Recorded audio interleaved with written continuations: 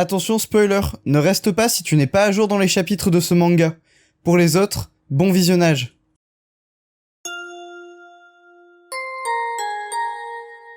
Bonjour à tous, c'est Sadist et on se retrouve aujourd'hui pour la review du chapitre 352 de My Hero Academia après 2 semaines de pause, donc la Golden Week et une semaine de pause de la part de Horikoshi.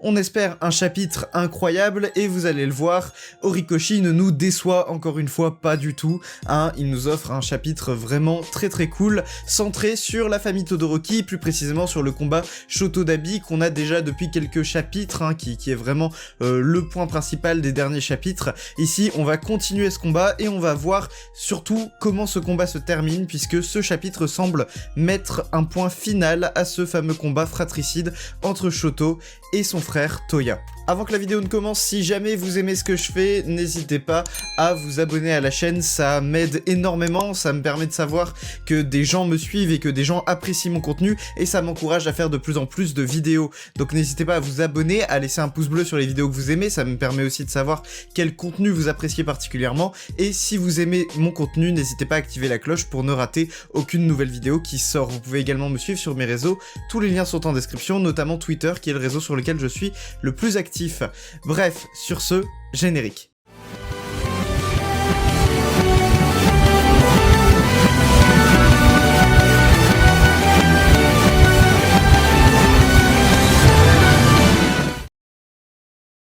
Le chapitre s'ouvre sur le dortoir des étudiants où on y retrouve Izuku ainsi que le reste de la classe 1A.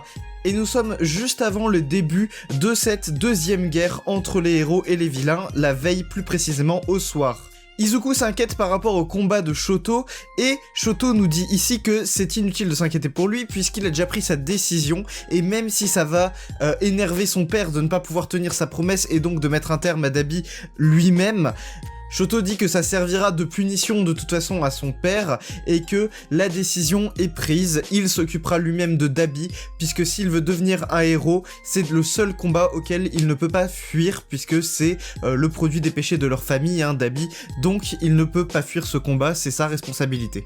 Il nous dévoile ensuite une nouvelle technique qui ressemble un peu au Flash Fire Fist, donc le fameux point incandescent qui est la technique qu'on a vue dans les chapitres précédents. Ça ressemble au Flash Fire Fist, ça consiste en une espèce de croix de flammes qui sont sur son torse ayant pour point central son cœur, et Shoto nous explique que ce sont des flammes qui sont froides puisque c'est un mélange de son côté glacé et de son côté qui du coup est chaud.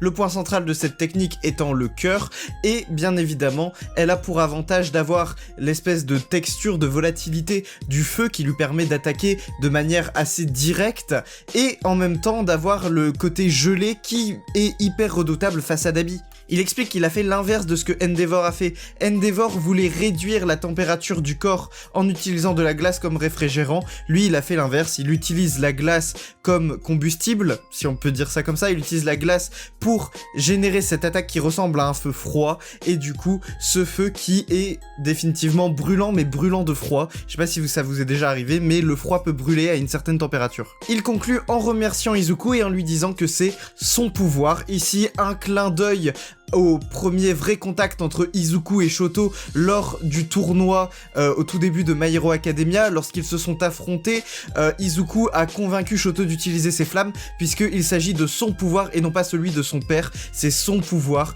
Et ici Shoto conclut donc cet échange qu'ils avaient eu verbalement à l'époque en disant que effectivement c'est son pouvoir. Et ça conclut un peu l'évolution du personnage de Shoto Todoroki en termes de tout ce qu'il avait comme ressenti au fond de lui par rapport à ce qu'il a vécu avec son père. Ici c'est vraiment table rase du passé, il a vraiment réglé la situation avec Endeavor, donc il s'entend mieux avec son père. Il va régler le gros point noir de sa famille qui est Dabi, donc en réussissant à le battre, on l'espère. Et enfin il a accepté son propre pouvoir, ou du moins il a accepté la partie de son pouvoir qui provient de son père comme étant quand même son pouvoir. On revient au champ de bataille et il utilise une technique qui s'appelle ici dans mon chapitre, qui est à moitié en anglais à moitié en français, Burning Ice Blade Freezing Impact, que je traduirai par lame de glace brûlante, impact qui gèle. Alors bien sûr Dabi essaye de riposter à cette attaque mais il ne peut rien faire, il le dit lui-même, il a un corps capable de résister à mes flash fire ainsi que de la glace pour éteindre mes flammes, donc vraiment Shoto est le counter parfait, c'est l'homme de la situation, c'est celui qui est le seul capable de vaincre Dabi. Cependant, malgré cette attaque de Shoto qui semble être la solution ultime contre Dabi, celui-ci réussit à l'encaisser et lui fait tout un serment en lui disant qu'ils n'ont rien en commun, qu'il a beau être son frère, même s'ils sont liés par le sang, il n'est rien comparé à Shoto, il est beaucoup plus puissant que lui, c'est ce qu'il sous-entend ici, et il vaut mieux que lui. Enfin, Dabi semble lancer une espèce d'attaque ultime, toute la ville dans laquelle il se situe semble être prise par les flammes, c'est une attaque vraiment extrêmement puissante, et il lui dit « brûle jusqu'à la mort pour ton bien ».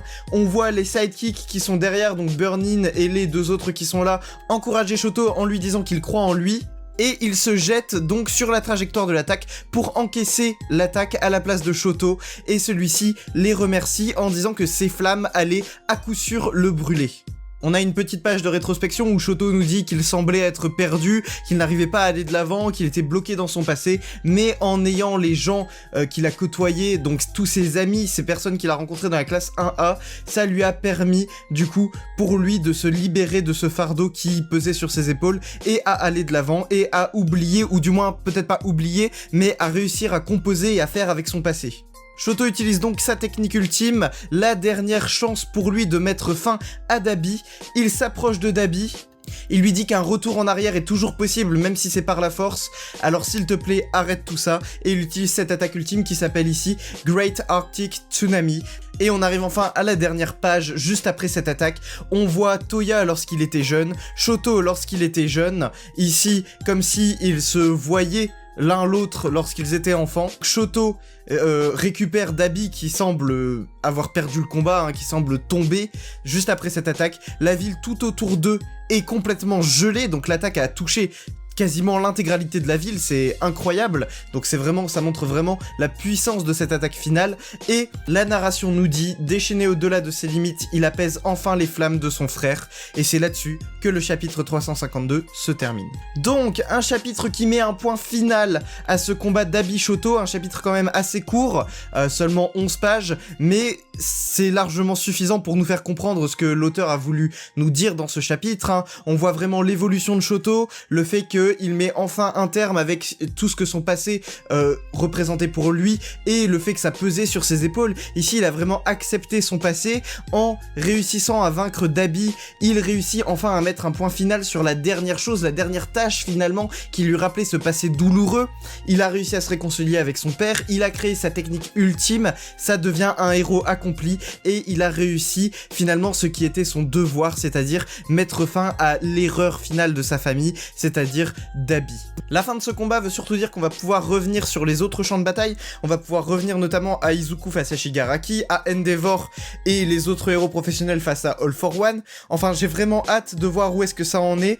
Je rappelle les situations sur les autres champs de bataille, on n'a pas beaucoup de news par rapport à All for One, on sait pas trop où ça en est, on sait pas comment les héros s'en sortent.